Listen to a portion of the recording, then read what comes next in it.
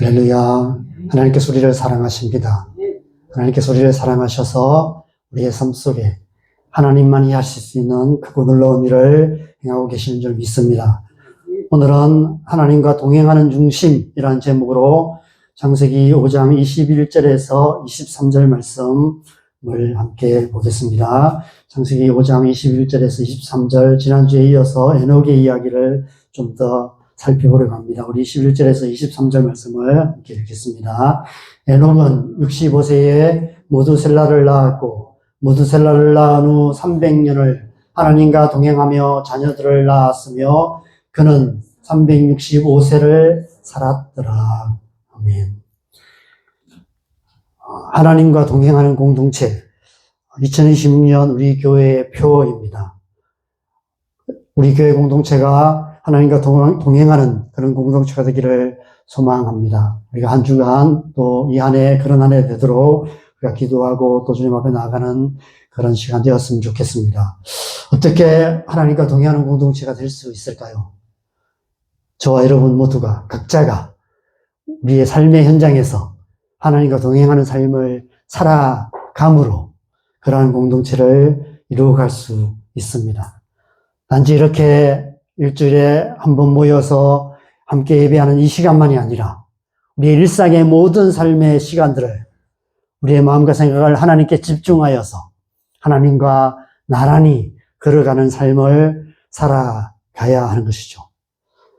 그런데 이미 여러분이 경험하여 아시듯이 그렇게 사는 것이 쉽지 않습니다.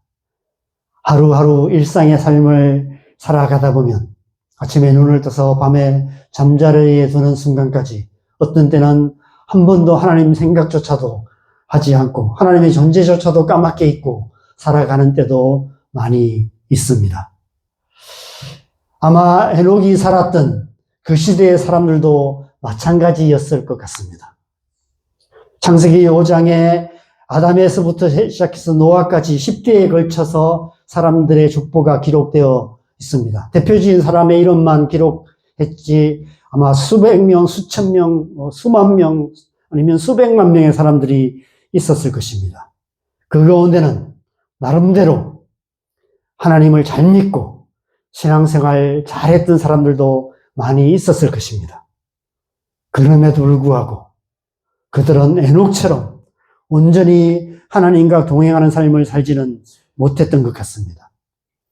오직 에녹만 300년을 하나님과 동행했고 그래서 죽음을 보지 않고 하늘로 옮겨갔다라고 기록되어 있습니다. 어떻게 에녹은 온전히 하나님과 동행하는 삶을 살 수 있었을까요? 어떻게 우리는 우리의 남은 삶을 지금까지는 그렇게 살았지만 우리의 남은 삶은 에녹처럼 하나님과 동행하는 삶을 살아갈 수 있을까요?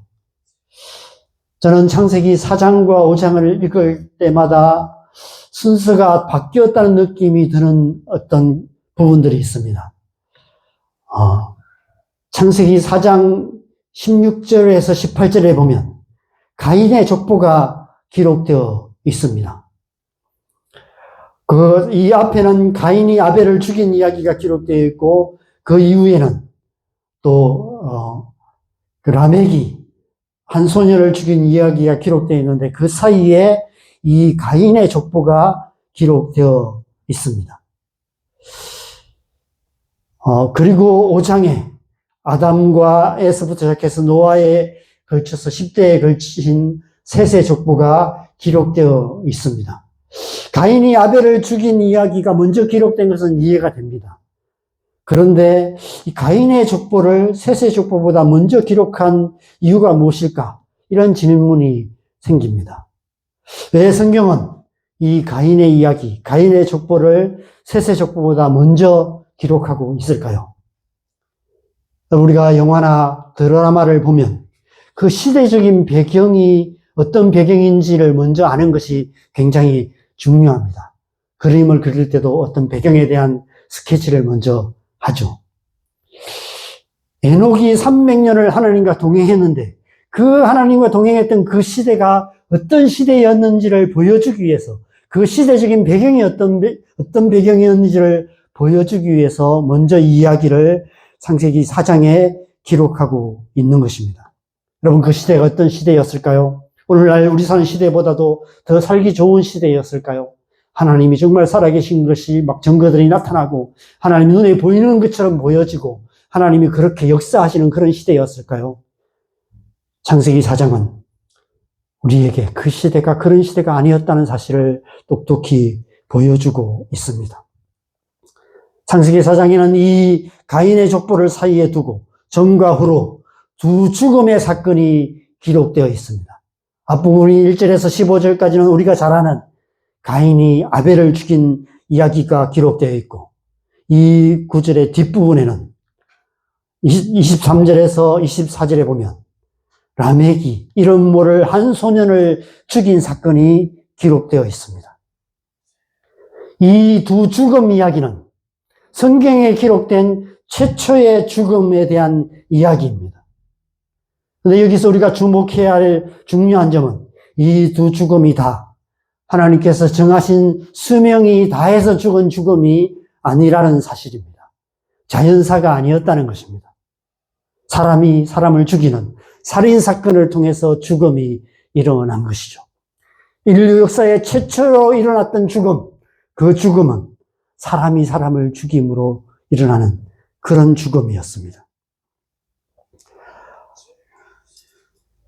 앞에 말씀해 보면 이 가인의 족보를 보면 라멕은 가인으로부터 가인을 1대로 하면 1대, 2대, 3대, 4대, 5대, 6대 손이 됩니다. 그리고 여러분 지난주에도 말씀드린 것처럼 우리 그 셋의 족보, 그러니까 아담으로부터 시작되는 족보를 보면 아담을 1대로 하면 아담으로부터 시작하면 그 에녹이 7대 손이 되죠. 그럼 셋으로부터는 6대 손이 되는 것이죠. 그러면 이 아담도 그렇고 라멕도 그렇고 에녹도 그렇고 둘 다 아담의 7대 손이 됩니다. 같은 세대예요. 아담으로부터 시작해서 촌수로 계산해 보니까 그죠? 라멕과 에녹의 촌수는 12촌이 됩니다. 아담이 이제 1촌이고요. 본인 아담과 하와가 1촌이죠. 그죠? 그리고 무촌이고 아담과 그다음에 그 셋, 아담과 가인이 1촌이 되죠. 그리고 이제 그 가인과 아벨 셋은 2촌 관계입니다. 그리고 그 다음 세대는 4촌이 되고 그 다음 세대는 6촌이 되고 그 다음 세대는 8촌이 되고 그 다음 세대는 10촌이 되고 그리고 그 다음 세대는 12촌이 되는 것이죠. 그래서 라멕과 에녹은 12촌 관계입니다. 먼 친척, 형과 동생의 관계가 라멕과 에녹의 관계였습니다. 그리고 창세기 5장의 아담의 족보상의 기록을 보면 당시에는 평균 수명이 900년이 넘는 그런 시대였습니다. 에녹이 태어났을 때, 또 라멕이 태어났을 때 아담의 나이가 602세쯤 되었습니다. 아직 아담이 살아있을 때였어요. 아담이 930세를 살고 죽었으니까 600세였으면 아직 한참 때였습니다. 에녹과 라멕이 살았던 그 시대에 아담도 살아 있었다는 것입니다. 그것은 곧 아직 아무도 수명이 다하여 죽은 사람이 없던 시대였다는 것이죠. 사람이 늙어서 죽는다는 사실을 사람들이 몰랐던 시대였습니다. 그런 사람을 본 적이 한 번도 없는 그런 시대였어요. 그런데 이미 그 사람들이 죽는 것을 많이 보았습니다. 사람이 사람을 죽이는 살인사건을 통해서 사람이 죽는 일들이 계속해서 일어났던 것이죠. 그것도 형이 동생을 죽이는 그런 천인공노할 일이 일어났습니다. 성경에 기록되어 있지 않지만 아마 그날 이후부터 그와 비슷한 일들이 많이 있었을 것입니다. 가인이 아벨을 죽인 것처럼 힘 있는 자가 힘 없는 자를 죽이는 일들이 수없이 많이 일어났을 것입니다. 가인이 아벨을 죽인 이야기는 그런 시대적인 배경을 보여주는 밑그림과도 같습니다. 힘 있는 자가 힘 없는 자를 죽이는 그런 일들이 수없이 일어나고 있는 그런 시대가 되었다는 것을 보여주고 있는 것이죠. 그렇다면 라멕이 한 소년을 죽인 사건, 이 사건은 어떤 의미가 있을까요? 라멕이 한 소년을 죽이고 나서 그 두 아내에게 이런 말을 합니다. 내가 나의 상처로 말미암아 내가 사람을 죽였고 나의 상함으로 말미암아 소년을 죽였도다. 가인을 위하여서는 벌이 7배일진데 라멕을 위하여는 벌이 77배이리로다. 그럼 그 소년이 라멕과 어떤 관계였는지 성경은 자세히 기록하고 있지 않지만 성경의 문맥에서 우리는 추정해 볼 수 있습니다. 세상이 점점 악해져가고 서 멸망으로 치닫고 있는 그런 시대였습니다. 몇 세대 후에는 노아의 홍수로 온 세상이 멸망하게 될 것입니다. 세상이 점점 악해져가고 있다는 관점에서 라멕이 한 소년을 죽인 이 사건은 가인이 아벨을 죽인 사건보다도 더 악한 사건이었음을 의미합니다. 세상이 더 악해졌다는 것이죠. 23절에서 소년이라고 표현하고 있지만 당시 사회가 혈족으로 구성되어 있던 사회였음을 생각해보면 이 소년은 라멕의 아들이나 손자들 중에 하나이거나 가까운 친족 중에 한 소년이었을 것입니다. 가인이 아벨을 죽인 사건보다 더 악한 사건이라는 의미로 우리가 해석해보면 라멕이 자기 아들 중에 한 사람을 죽인 사건으로 추정해 볼 수 있습니다. 라멕이 두 아내에게 그 사실을 말하는 것을 보면 그 두 아내 중에, 두 아내의 아들들 중에 한 사람을 죽인 것이라고 추측해 볼 수 있습니다. 사람이 사람을 죽이는 일은 결코 일어나서는 안 될 일입니다. 그런데 형이 동생을 죽이는 사건에 이어서 이제는 아버지가 자기 자식을 죽이는 일까지 일어나고 있었습니다. 짐승도 그렇게 하지 않죠. 짐승도 자기 새끼는 정말 생명을 걸고 보호하는 그런 세상으로 하나님이 만드셨습니다. 그런데 아버지가 자기 자식을 죽이는 그런 악한 세상이 인간성을 완전히 상실한 그런 세상이 되고 말았다는 것이죠. 여러분, 이 사건들은 아담과 하와가 살아있을 때 일어난 사건들입니다. 아담과 하와가 살아있을 때 이 세상이 이런 세상이 되어가고 있었던 것이죠. 형이 동생을 죽이고 힘 있는 자가 힘 없는 자를 죽이고 아버지가 자식을 죽이는 그런 일들이 일어나고 있었습니다. 이런 일들을 보는 아담과 하와의 마음은 어떠했을까요? 우리 인생에서 가장 큰 고통은 사랑하는 사람을 잃어버리는 고통입니다. 부모를 잃고 형제를 잃고 친구를 잃고 가까운 이웃을 잃어버리는 고통은 우리가 인생에서 경험하는 가장 큰 고통 중에 하나입니다. 저는 몇 년 전 제 동생을 먼저 떠나 보냈습니다. 그날 이후부터 불면증이 와서 수면제를 먹고 있습니다. 그리고 2년 전에는 저희 어머니께서 소천하셨습니다. 시간이 지나면서 그 슬픔들이 많이 희석되었지만 시간이 지나다 보니까 사랑하는 어머니를 이런 슬픔도 크지만 동생을 떠나 보낸 충격이 더 컸던 것 같습니다. 그래도 어머니는 그래도 70 이상 사셨고 80 가까이 되셔서 돌아가셔서 그래서 좀 더 사셨으면 하는 안타까운 마음이 있지만 동생은 50대 초반에 세상을 떠났기에 안타까운 마음이 더 큰 것 같습니다. 그런데 가끔 주위에 사랑하는 자녀를 잃는 분들을 보면서 그분들의 겪은 고통은 어떨까? 감히 상상할 수 없는 고통이라는 생각이 하게 됩니다. 단장지혜라는 사자성어가 그런 의미입니다. 장이 끊어지는 것 같은 슬픔이라는 뜻으로 자녀를 잃은 부모의 마음을 표현한 말입니다. 우리나라 속담에도 부모가 죽으면 산에 묻고 자식이 죽으면 가슴에 묻는다는 말이 있습니다. 가인이 아벨을 죽였을 때 아담과 하와의 마음은 어떤 마음이었을까요? 아들이 자기 아들을 죽였어요. 가장 사랑하는 맏아들이 그만큼 사랑하는 또 둘째 아들을 죽였습니다. 왜 그런 일이 일어났습니까? 가장 근원적인 원인은 아담과 하와가 선악과를 따먹은 사건 때문이었습니다. 하나님을 거역하고 뱀의 거짓에 미혹되어서 선악과를 따먹은 자신들의 죄로 인해서 결국 사랑하는 아들을 잃어버리는 고통을 당하게 되고 만 것입니다. 그래서 아마 그들은 아벨의 죽음에 대해서 가인을 탓할 수도 없었고 원망할 수도 없었을 것입니다. 그 모든 비극이 자신들로 말미암아 시작된 일이었기 때문에 그들은 그 고통을 고스란히 감당할 수밖에 없었을 것입니다. 창자가 끊어지는 것 같은 고통을 감수하며 살아갈 수밖에 없었을 것입니다. 그런 일이 한 번만 있는 것이 아니라 계속해서 그런 일들이 일어나는 세상을 보면서 나중에는 아버지가 자식을 죽이는 그런 일들이 일어나는 그런 세상을 보면서 아담과 하와는 아마 이 단장지의 고통을 느끼며 그렇게 930년의 삶을 살 수밖에 없었을 것입니다. 라멕이 그 아들로 추정되는 소년을 죽이는 더 흉악한 사건이 일어났습니다. 형이 동생을 죽이는 일도 끔찍한 일인데 아버지가 아들을 죽이는 더 흉악한 사건이 일어난 것입니다. 창세기 4장의 라멕과 창세기 5장의 에녹은 아마 같은 시대를 살았을 것입니다. 그러나 그 두 사람의 삶은 완전히 다른 족보에 완전히 다른 기록으로 기록되어 있습니다.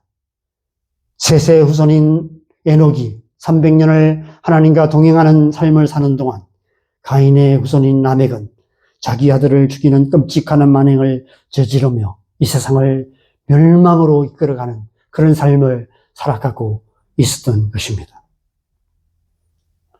그런 세상 속에 아담과 하와가 살았고 그런 세상 속에서 수많은 사람들, 하나님의 사람들이 살았고 그런 세상 속에서 에녹이 300년을 하나님과 동행했다라고 기록하고 있는 것입니다. 창세기 6장에서 노아의 홍수 때의 상태를 땅이 부패하고 포악함이 가득했다고 말씀하시는 것은 여러 가지 의미가 있겠지만 아버지가 자기 자식을 죽이는 것과 같은 인간성을 완전히 상실한 악한 세상이 되었다는 의미인 것 같습니다. 아담과 하와의 죄로 인해 이 세상이 인간성을 완전히 상실한 짐승만도 못한 그런 세상이 되고 말았다는 것입니다. 여러분, 오늘날 뉴스에도 그런 일들이 얼마나 많이 일어납니까? 우리 사는 지금 이 세상도 그때와 별 다를 바 없는 그런 세상입니다. 오늘날 이 세상이 어떤 세상인지 사도 바울은 디모데후서 3장에서 이렇게 표현하고 있습니다. 너는 이것을 알라. 말세에 고통하는 때가 이를 것이다. 말세에 고통하는 때라고 말합니다. 왜 고통하고 하는 때가입니까? 자기를 사랑하고 돈을 사랑하고 쾌락 사랑하기를 하나님 사랑하보다 더하는 그런 사람들로 말미암아 이 세상이 말세에 고통하는 세상이 된다고 말씀하고 있습니다.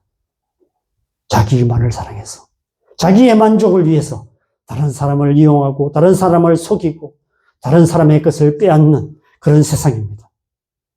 돈 때문에 돈을 사랑해서 사람을 죽이고 형제끼리도 서로 원수가 되고 심지어 자식이 부모를 죽이기까지 하는 반인륜적인 그런 세상이 되어 있습니다. 육신의 쾌락을 위해서 온갖 악을 행하는 쾌락에 중독된 그런 세상입니다.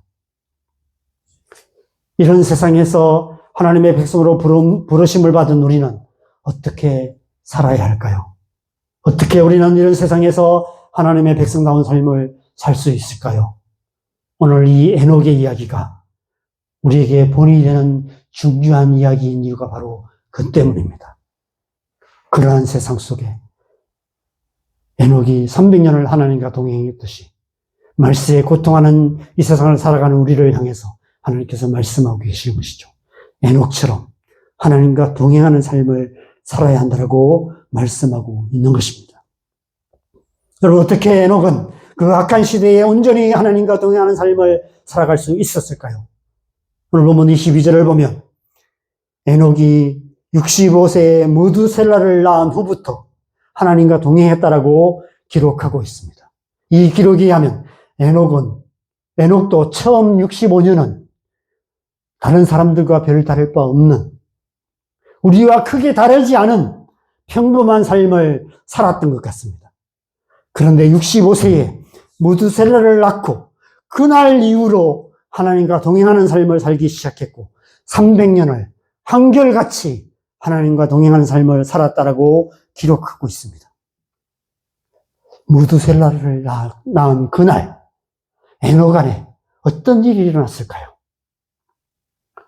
도대체 어떤 변화가 있었길래 무두셀라를 낳은 그 사건이 에녹에게 어떤 의미가 있었길래 에녹은 그날부터 하나님과 동행하는 삶을 살 수 있었을까요? 유다서 1장 14절 15절에 보면 이런 말씀이 기록되어 있습니다. 유다서는 예수님의 동생 중에 한 명이었던 유다가 기록한 말씀입니다. 에녹에 대한 아담의 7대 손 에녹이 한 예언에 대해서 기록하고 있습니다. 주께서 수많은 거룩한 자와 함께 임하시나니 무사람을 심판을 하실 것이다. 하나님의 심판에 대한 예언의 말씀을 기록하고 있습니다. 여러분, 이 말씀은 제 초대교회에서 위경으로 분류된 에녹스에 기록된 말씀입니다. 에녹스에 보면 제가 이제 에녹스를 이 내용을 인터넷에 뒤져서 다운받아서 이렇게 조금 읽어봤는데 108장까지인가 있어요. 그런데 이제 어떤 그 창세기에 기록된 내용의 어떤 세부적인 내용들이 많이 기록되어 있습니다. 거인들의 얘기가 또 기록되어 있어요. 거인들이 막 태어나서 먹을 걸 싹쓸이해서 먹는 바람에 먹을 것이 다 떨어져서 이 거인들이 사람을 잡아먹는 그런 이야기까지 기록되어 있습니다. 세상이 그런 세상이 되었다는 거예요. 당이 포악한 세상이 되었다는 의미 속에 그런 의미까지 포함되어 있는 그런 얘기들이 기록되어 있어요. 그것보다 좀 더 막 신비스러운 얘기도 많이 기록되어 있어서 아마 이제 정경에 포함되지 않았던 것 같습니다. 그런데 초대교회에는 이 이야기들도 많이 이렇게 보편적으로 알려진 이야기였던 것 같습니다. 그래서 이 예수님의 동생이었던 유다가 이 편지에서 이 에녹스의 내용을 이렇게 기록하고 있는 것이죠. 아마 이 에녹스가 누구에 의해서 언제 기록되었는지 알 수 없지만 아마도 구약시대의 유대인들은 에녹이 이 무두셀라를 낳은 후부터 300년을 하나님과 동행했던 그때 하나님으로부터 어떤 특별한 계시를 받았을 것이다 라고 그렇게 생각했던 것 같습니다. 하나님께서 홍수로 세상을 심판하실, 이 악한 세상을 심판하실 것에 대해서 에녹에게 미리 보여주셨고, 그래서 에녹이 그렇게 그 하나님이 주신 계시를 가지고 300년을 선지자적인 삶을 살았을 것이라고 그렇게 추측했던 것 같습니다. 그런데 우리는 오늘 본문에서 그 이유를 찾아보아야 합니다. 무두셀라를 낳은 이 사건에서 이 사건이 에녹에게 있어서 아주 중요한 삶의 방향점이, 전환점이 되었던 것 같습니다. 한 아이의 아버지가 되는 순간 에녹은 그 하나님 아버지의 사랑이 무엇인지를 알게 되었던 것 같습니다. 에녹이 300년을 하나님과 동행하는 삶을 살 수 있었던 것은 어쩌면 많은 학자들이 해석하는 것처럼, 이 에녹서에서 말하는 것처럼 하나님의 어떤 특별한 계시가 있었고 종말에 대한 계시가 있어서 그런 두려움, 그런 하나님을 경외하는 마음 때문에 그렇게 동행하는 것도 중요한 동기가 되었긴 했겠지만 그보다 더 깊은 동기가 있다면 그 중심에 하나님 아버지의 사랑이 무엇인지를 아는 마음, 하나님의 사랑을 아는 마음이 그 안에 있었기 때문입니다. 무두셀라를 나고 갓난아기의 울음소리를 듣는 순간에 하나님의 그 사랑이 어떤 사랑인지를 그 아는 마음이 그 안에 부어졌던 것이죠. 그 마음 때문에, 그 사랑 때문에, 그 사랑에 사로잡혀서 에녹은 그 악한 세대에 300년을 하나님과 동행하는 삶을 살아갈 수 있었던 것입니다. 마태복음 3장 16절에서 17절 보면 예수님께서 요단강에서 세례를 받으시는 이야기가 기록되어 있습니다. 이 전까지 예수님께서는 약 30년 동안 나사렛에서 묵수로서 평범한 삶을 살아가셨습니다. 아마 다른 사람들보다도 더 하나님을 잘 믿고 더 경건한 삶을 살아가는, 아마 동네에서 칭찬받는 그런 청년으로 살아가셨을 갔을 것입니다. 자, 저 청년 정말 비록 목소지만 정말 하나님을 사랑하는 사람이다 라고 칭찬받으면서 살았지만 별로 특별하지 않은 그런 삶을 사셨을 것입니다. 그런데 요단강에서 세례 요한에게 세례를 받으시고 하나님의 성령이 비둘기 같이 임하시고 하늘로부터 소리가 있어서 하나님의 음성이 들리고 이런 내 사랑하는 아들이요 내 기뻐하는 자라 라는 그 음성을 들으시는 그 순간 그 사랑에 이끌림 받아서 예수님께서는 하나님의 아들 그리스도의 삶을 살기 시작하셨습니다. 예수님 안에 가득한 그 하나님의 사랑이 예수님의 삶을 하나님의 나라로 이끌어 가셔서 그날부터 예수님은 십자가를 향하여 담대하게 걸어가시는 그런 삶을 사셨던 것입니다. 에녹 역시 그러했던 것 같습니다. 무드셀라를 낳는 그 순간 그 안에 하나님의 사랑이 부어졌고 그 하나님의 사랑으로 말미암아 그 하나님의 사랑에 이끌려서 그는 300년을 하나님과 동행하는 삶을 살아갈 수 있었던 것입니다. 하나님의 나라를 향해서 하나님과 나란히 걸어가는 그런 삶을 살아갈 수 있었던 것이죠. 우리가 이 세상 가운데서 하나님의 백성으로서 하나님의 백성답게 살아갈 수 있는 길 또한 마찬가지입니다.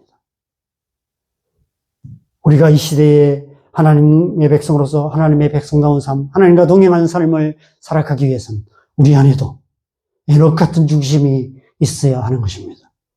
에녹 안에 있었던 그 하나님과 동행하는 중심, 곧 하나님을 사랑하는 중심이 우리 안에 있을 때 우리 또한 그 중심으로 하나님을 사랑하고 그 중심으로 우리의 가족들을 사랑하고 우리의 이웃들을 사랑하고 교회 공동체를 사랑하며 온 땅과 열방을 사랑으로 품고 기도하며 하나님의 나라, 하나님의 뜻을 이루어가는 삶, 하나님과 동행하는 삶을 살아갈 수 있는 것입니다.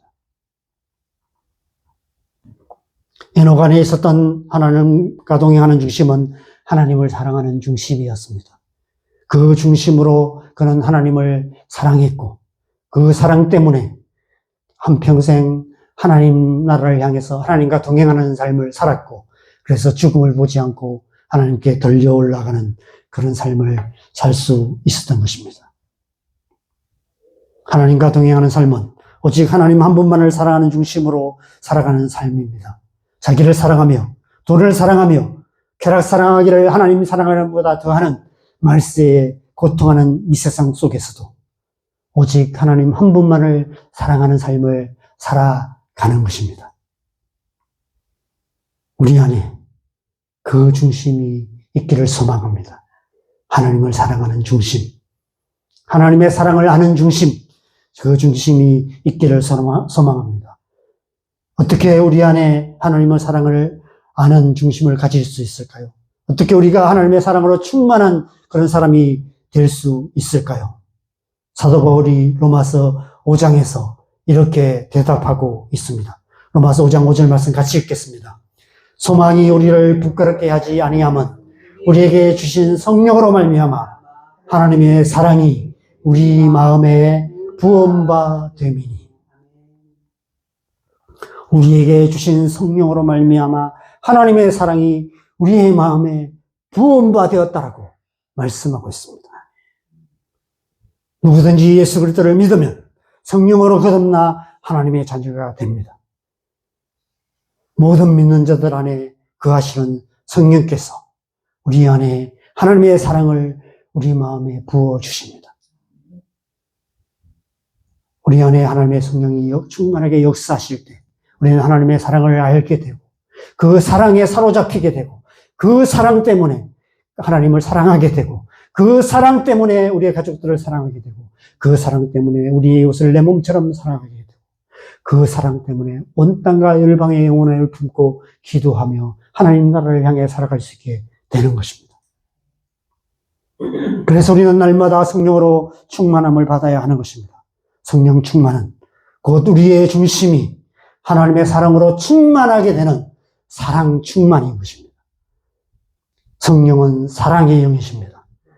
하나님의 사랑을 알게 하시고 하나님의 사랑으로 사랑하게 하시는 영이 바로 성령 하나님이신 것이죠. 우리가 성령으로 충만할 때, 하나님의 사랑으로 충만하여서 이 세상 한가운데서도 하나님의 백성으로서 하나님의 백성답게 살아갈 수 있는 것입니다. 신앙생활은 올바른 중심으로 올바른 삶을 살아가는 것입니다. 하나님의 사랑으로 가득한 중심으로 하나님과 동행하는 삶을 살아가는 것입니다. 우리의 중심에 하나님의 사랑이 가득할 때 우리는 그 사랑에 이끌려서 자기를 사랑하며 돈을 사랑하며 쾌락 사랑하기를 하나님 사랑을 보다 더하는 이 세상 한가운데서도 그들과 똑같이 살지 않고 완전히 다른 삶, 에녹처럼 하나님과 동행하는 삶을 살아갈 수 있게 되는 것입니다. 그렇게 하나님과 동행하는 사람들이 모여서 함께 예배하는 공동체, 바로 그곳이 바로 하나님과 동행하는 공동체인 것입니다. 우리 교회 공동체가 그런 교회 공동체 되기를 소망합니다. 저와 여러분 모두가 하나님을 사랑함으로 날마다 그 사랑으로 하나님을 사랑하며 우리의 가족들을 사랑하며 교회 공동체를 사랑하며 온 땅과 일방을 사랑으로 품고 기도하며 하나님 나라를 이루감으로 2026년 한 해는 하나님을 사랑하는 마음으로 충만한 그런 공동체를 이루어가는 저와 여러분 되시기를 주님의 이름으로 간절히